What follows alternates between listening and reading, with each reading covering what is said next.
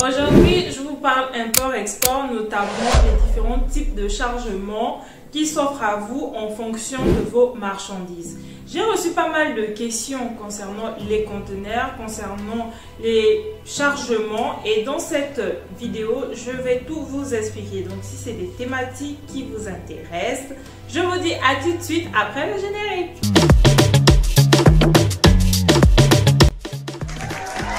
Bonjour et bienvenue sur La Diasponaise. Je suis Lomi Guitou, votre coach en stratégie business. La Diasponaise, c'est la chaîne des entrepreneurs africains pour vous qui êtes sur le continent, mais aussi pour nous qui sommes dans la diaspora et qui souhaitons investir en Afrique.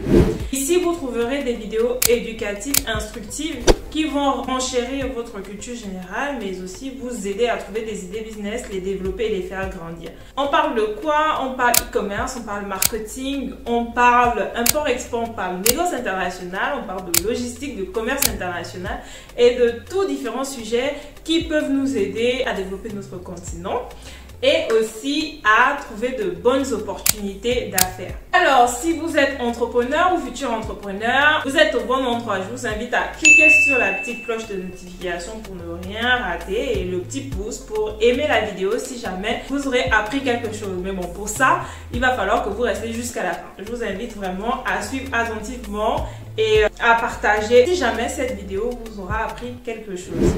Précédemment, j'ai fait une vidéo dans laquelle je vous parlais du transport maritime, du business du groupage qui a attiré vraiment votre attention. J'ai reçu alors pas mal de questions concernant ce business-là. Certains d'entre vous m'ont posé la question de savoir est-ce que c'est possible d'aller réserver nous-mêmes notre conteneur auprès de la compagnie maritime?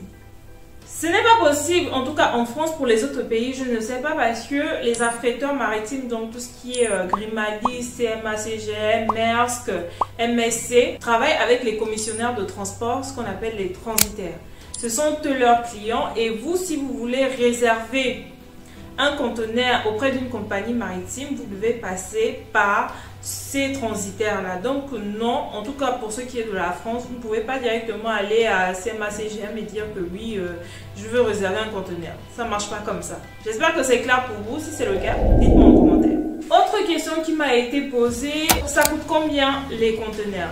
Donc là, je vous invite vraiment à rester concentré pour comprendre comment ça marche. Comme je vous ai dit précédemment, je travaillais chez un transitaire, donc je faisais pas mal de cotations, des devis pour des personnes qui voulaient envoyer leurs affaires dans les pays africains ou dans d'autres pays. Donc quand un transitaire en fait vous fait une cotation, par exemple Le Havre, Libreville, et qu'il vous dit que c'est 4500 €, qu'est-ce que ça comprend?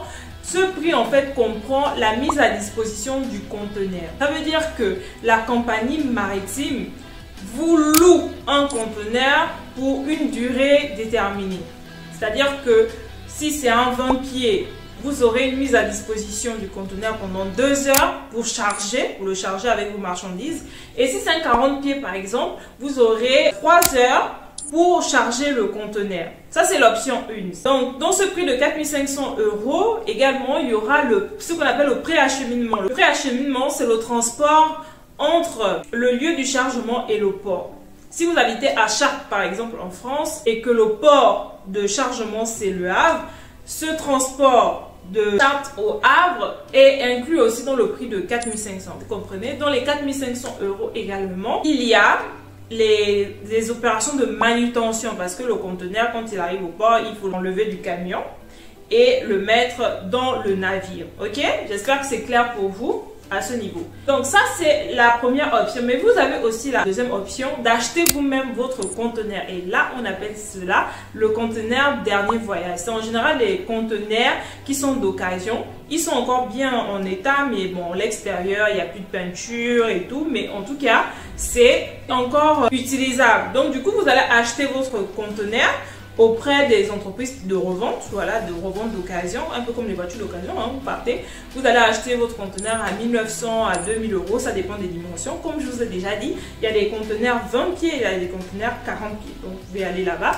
acheter votre conteneur. Attention, certaines compagnies maritimes demandent un certificat de conformité, parce que comme je vous ai dit, c'est des conteneurs d'occasion, et derrière, si c'est pas étanche par exemple, ou ça ne correspond pas aux normes, aux standards des conteneurs qui sont transportés, ça peut porter préjudice, et toute une question d'assurance aussi, vous voyez. Donc faites attention à ça. Si vous achetez votre conteneur, ça veut dire qu'il faut que vous-même vous le stockez quelque part et ça va vous permettre de charger votre conteneur au fur et à mesure le temps que vous êtes prêt à pouvoir le faire partir au pays par exemple. Si vous choisissez cette option-là, quand vous êtes prêt, vous appelez le transitaire pour dire que votre conteneur est prêt. Il va voir avec un transporteur qui va s'occuper du préacheminement, qui viendra récupérer votre conteneur chargé à Chartres et qui le ramènera au port du Havre. Sauf que quand le conteneur arrive par exemple à Libreville ou à Abidjan par exemple, ce conteneur est à vous. Donc vous déchargez la marchandise et vous gardez votre conteneur. Certains vont transporter le conteneur en bureau et bien d'autres ils vont faire des maisons, ils vont avoir d'autres utilisations. Vous pouvez également l'utiliser comme du matériel de stockage sur place dans votre pays. Par contre, si vous choisissez la première option, que la compagnie vous loue le conteneur, à ce moment-là, quand ça arrive, vous déchargez. Par contre, vous devez rendre le conteneur à la compagnie maritime parce qu'en réalité, il ne vous appartient pas. Et la compagnie va faire revenir simplement les conteneurs qui ont été déchargés. J'espère que maintenant c'est clair pour vous et que je n'aurai plus à répondre à cette question-là. Vous souhaitez faire une autre utilisation du conteneur à destination, achetez le vôtre. Par contre, assurez-vous de pouvoir avoir de l'espace pour le stocker et aussi de faire une demande d'autorisation à la mairie.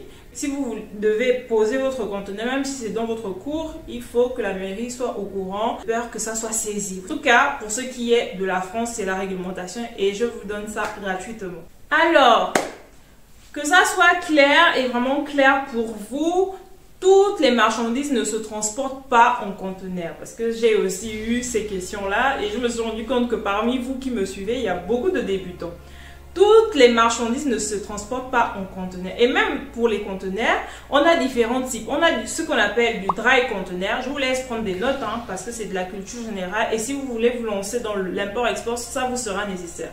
On a du dry conteneur. C'est du conteneur, en fait, des 20 pieds, des 40 pieds, des 40 pieds high-cube. Dry conteneur, c'est pour les marchandises classiques qui peuvent rentrer dans les dimensions de votre conteneur.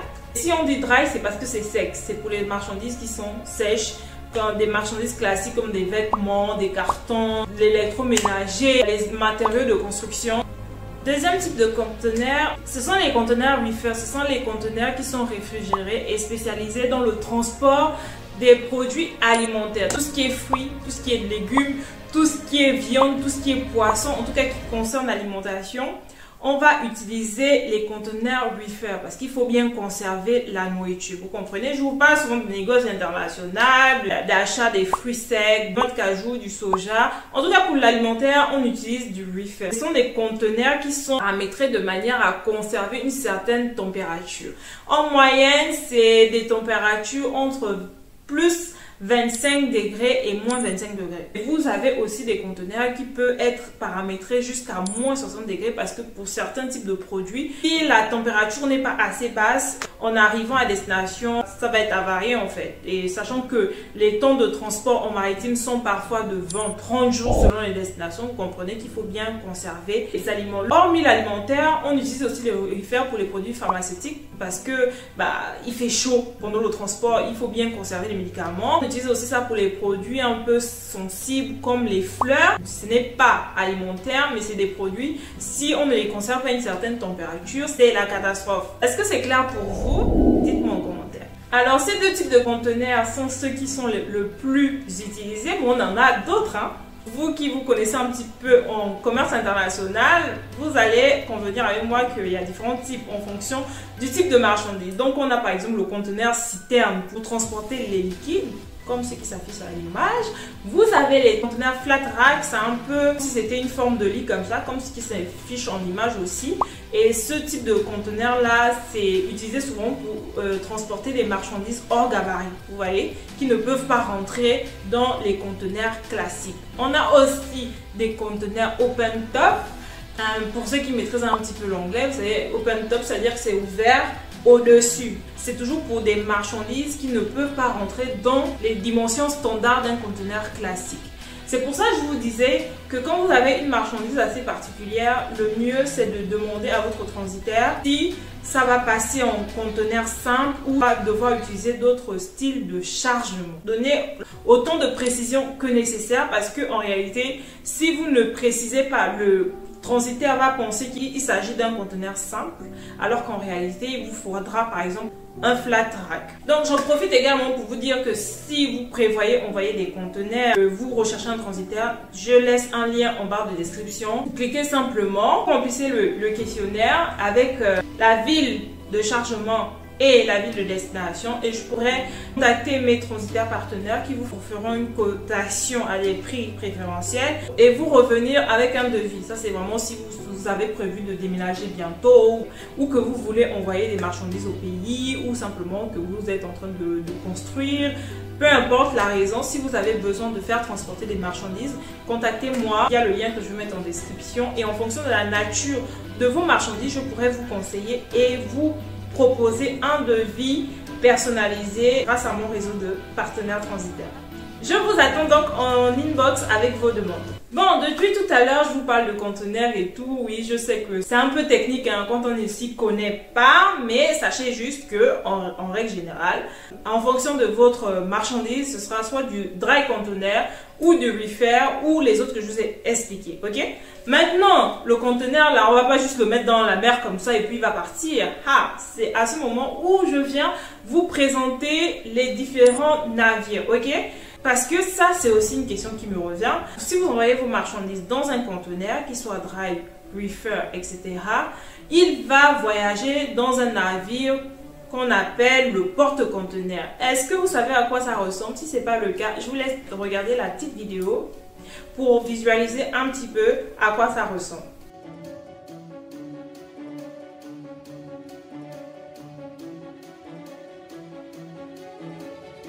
Vous avez vu comment les conteneurs ils sont empilés les uns aux autres, non? Ça demande énormément de travail, hein. C'est vraiment une logistique qu'il y a derrière. Pour ça, le transport maritime coûte cher parce qu'il y a des opérations de manutention pour ça en fait.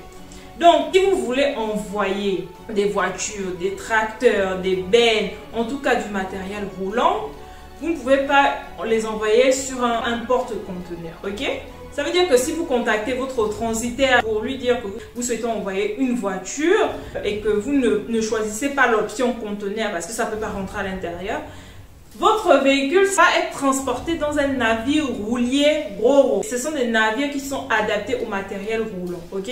Qui sont reliés en fait à la plateforme portuaire par une rampe. Et donc, les véhicules peuvent rouler simplement à l'intérieur. Et ça nécessite finalement moins de logistique parce qu'il n'y a pas besoin de transporter le véhicule puisque le véhicule roule. Vous voulez voir à quoi ça ressemble? Je vous le mets en vidéo.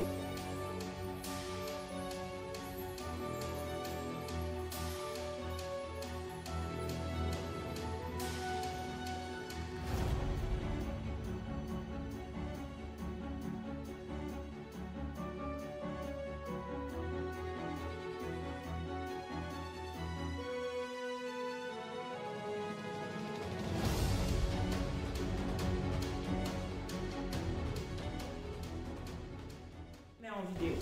Donc vous avez compris, si vous avez des bus, des engins lourds à envoyer par exemple au pays, le transitaire il va contacter la compagnie maritime et il va dire que par exemple vous voulez envoyer un van et donc on va lui demander les dimensions du van pour savoir un peu le mètre linéaire qu'il va occuper dans le navire roulier. Et en fonction du mètre linéaire que le véhicule va occuper dans le navire, on pourra lui faire un devis. C'est pour ça que vous allez voir que parfois, quand vous envoyez un véhicule en RoRo, ça revient moins cher que de l'envoyer dans le conteneur. Donc oui, choisissez bien le type de chargement qui sera le plus économique pour vous. Après, vous avez aussi les navires vraquiers. Vous savez à quoi ça ressemble? Regardez, je vous montre.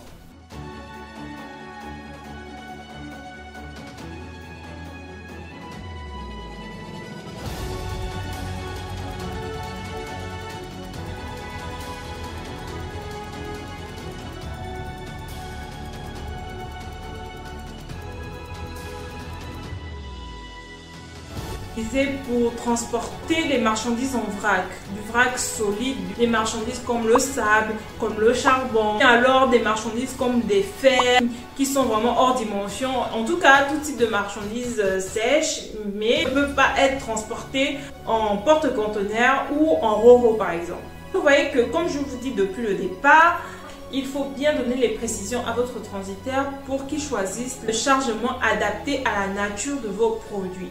Après, vous avez aussi les navires citernes. En fait, des navires où il y a de grosses cuves comme ça qui permettent le transport des liquides. Donc, on a les liquides alimentaires, on a le pétrole. C'est pour ça, parfois, on les appelle les pétroliers, les tankers. Ces navires-là aussi, on les utilise pour transporter les produits chimiques, le gaz, etc. Vous, mes amis, qui êtes dans le négoce du pétrole, des produits dérivés, vous savez un petit peu à quoi ça ressemble certainement. Et pour vous qui ne savez pas à quoi ça ressemble, je vous montre en vidéo.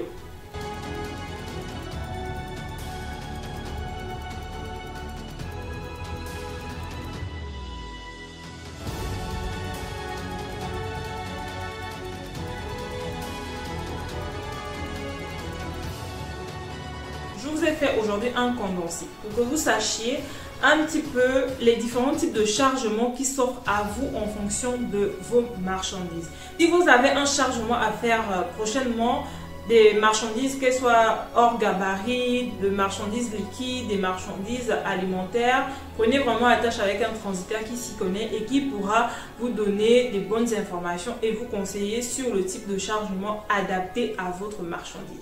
Si vous n'en connaissez pas, contactez-moi via le lien en description, parlez-moi de votre projet et je pourrai vraiment vous orienter vers des transitaires qui s'y connaissent et qui vous donneront de bonnes solutions logistiques pour l'acheminement de vos marchandises.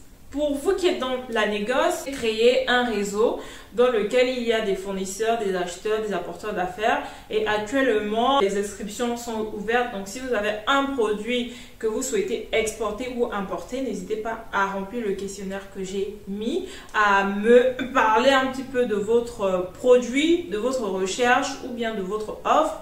Et je n'hésiterai pas à revenir vers vous pour en discuter. Je prends la peine de rappeler que c'est une initiative qui vise à faire le pont entre les acheteurs et le vendeur, mais ce n'est pas à moi de faire votre business.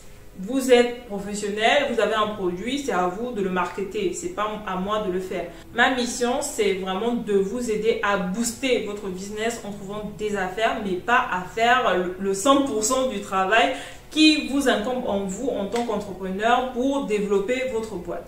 Voilà, j'aimerais faire cette petite précision parce que j'ai compris que ça crée un petit peu de confusion dans l'esprit de certains qui pensent que c'est à moi maintenant de trouver l'essentiel de leurs clients. Non, moi, je ne peux que faire le pont et dès lors qu'on a une affaire qui rentre, à ce moment-là, oui, on fait affaire. Mais à côté, vous devez continuer de vous-même à prospecter. Actuellement, j'ai des fournisseurs qui font du soja, du sésame, du maïs, de la noix de cajou, qui font du café cacao.